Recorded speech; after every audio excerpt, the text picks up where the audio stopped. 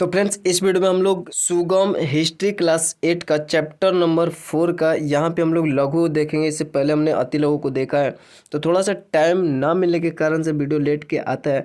तो कोई बात नहीं, यहाँ पे कोशिश करते हैं कि आपको जल्द से जल्द जो क्वेश्चन का आंसर है वो प्रोवाइड करा दे। ठीक है, कोशिश मेरा यही रहता है। तो चलिए हम लोग सीधा वीडियो का स्टार्ट करते हैं। वीडियो अच्छा लगे तो लाइक कमेंट शेयर जरूर से करते, चैनल को सब्सक्राइब करके बेल आइकन को प्रेस कर दे ताकि आने वाला वीडियो का नोटिफिकेशन सबसे पहले आप तक पहुँच जाए।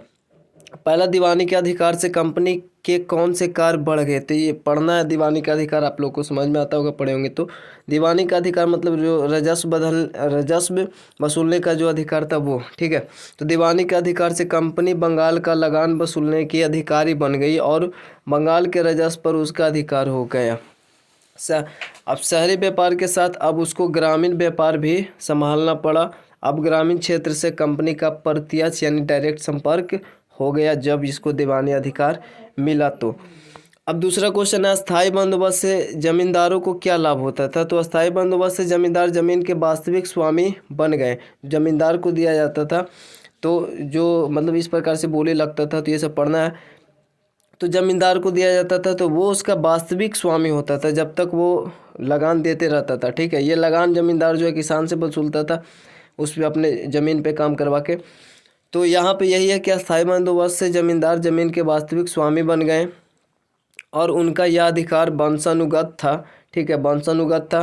भूमि पर अस्थायी स्वामित्व हो जाने से यानी भूमि पर एक अस्थायी यानी फिक्स अधिकार हो जाने से वे कृषि विकास के कार्य में रुचि लेने लगे। चूँकि अब उसको अस्थायी स्वामित्व अगर उसका अधिकार है तो वो कृषि विकास में कार्य में रुचि लेने लगे ताकि उसका फसल ज़्यादा बढ़ोतरी हो और उसका आय में बढ़ोतरी हो। ठीक है, उसको तो जो कर है अंग्रेज को कंपनी को वो तो फिक्स था, क्योंकि अस्थायी बंदोबस्त मतलब एक फिक्स कर डिसाइड था कंपनी के द्वारा, लेकिन इसने रुचि दिखाया ताकि उसमें बढ़ोतरी हो और हमें ज़्यादा प्रॉफिट हो, तो जिससे उत्पादन में वृद्धि होने लगी, जिससे ज़मींदार को अधिक धन प्राप्त हुआ। तीसरा, अस्थायी बंदोबस्त की क्या विशेषताएं। तो अस्थायी बंदोबस्त की निम्नलिखित विशेषताएं, तो इसमें से 2-3 आप लिख सकते हैं, एक को इग्नोर भी कर सकते, बट यहाँ पे 4 है।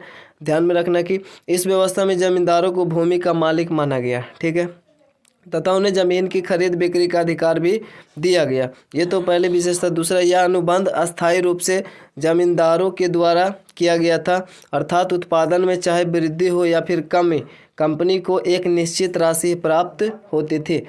तीसरा, भूमि पर जमींदारों का अधिकार तब तक होता था जब तक वह निश्चित तिथि को नियत राशि सरकार को देते रहते थे, या फिर अगर नहीं दे पाते तो वो नीलामी कर दिया जाता था। चौथा है, भू राजस्व में 1/11 हिस्से पर जमींदार का जबकि 10/11 हिस्से पर सरकार का अधिकार था। अगर 11 भाग में बांटा जाए तो उसका 1 भाग जमींदार का और 10 भाग जो है वो सरकार को मिलता था। ठीक है, तो ये था इसकी विशेषता।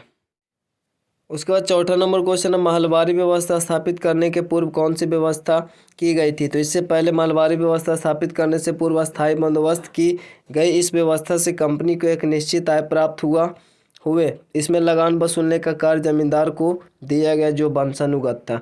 ठीक है, चौथा है कि कंपनी को भारत में लगान संबंधी व्यवस्था क्यों करनी पड़ी थी, उससे क्या बदलाव हुआ। तो कंपनी का प्रशासनिक विस्तार हुआ जिसके कारण प्रशासनिक अधिकारियों और सैनिकों को वेतन देना, व्यापार के लिए वस्तुओं खरीदना जैसे खर्चों के लिए कंपनी को लगान वसूलने की व्यवस्था करनी पड़ती थी। ठीक है, क्योंकि उसको खर्च है तो वो तो टैक्स लेगा ही। इस व्यवस्था से किसानों को हानि हुई और ठेकेदारों को अधिक लाभ हुआ। वे केवल कर वसूलने पर ध्यान देते थे, कृषि सुधार पे नहीं। तो ये कुछ ठीक है। तो अब हम लोग 6 नंबर देखते हैं। तो यहाँ पे कंपनी के राजस्व नीति का भारतीय समाज पर क्या प्रभाव पड़ा।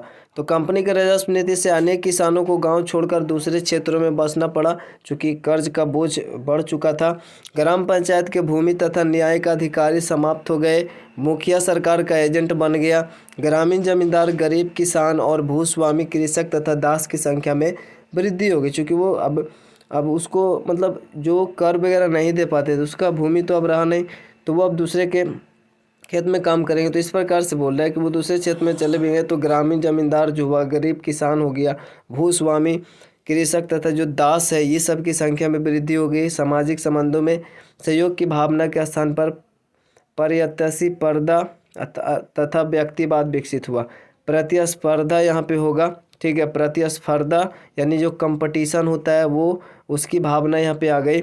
तो प्रतिस्पर्धा, इसके स्थान पर प्रतिस्पर्धा तथा व्यक्तिवाद विकसित हुआ। स्क्रीन पे आपको शो हो रहा होगा यहाँ पे, मतलब डिश में थोड़ा सा गड़बड़ा गया तो इसको हम लोग सुधार देंगे पीडीएफ में। वैसे यहाँ पे प्रतिस्पर्धा होगा। तो 7वां अनुबंध पर हासिल करने वाले नील की रियायतों को क्या क्या प्राप्त होता था। तो अनुबंध पर हस्ताक्षर करने वाले नील की रियायतों को कम ब्याज दर पर खेती करने के लिए मालिक नगद देता था, यानी नगद जो पैसा होता था वो देता था। इसके अतिरिक्त बीज तथा उपकरण भी उन्हें दिए जाते थे।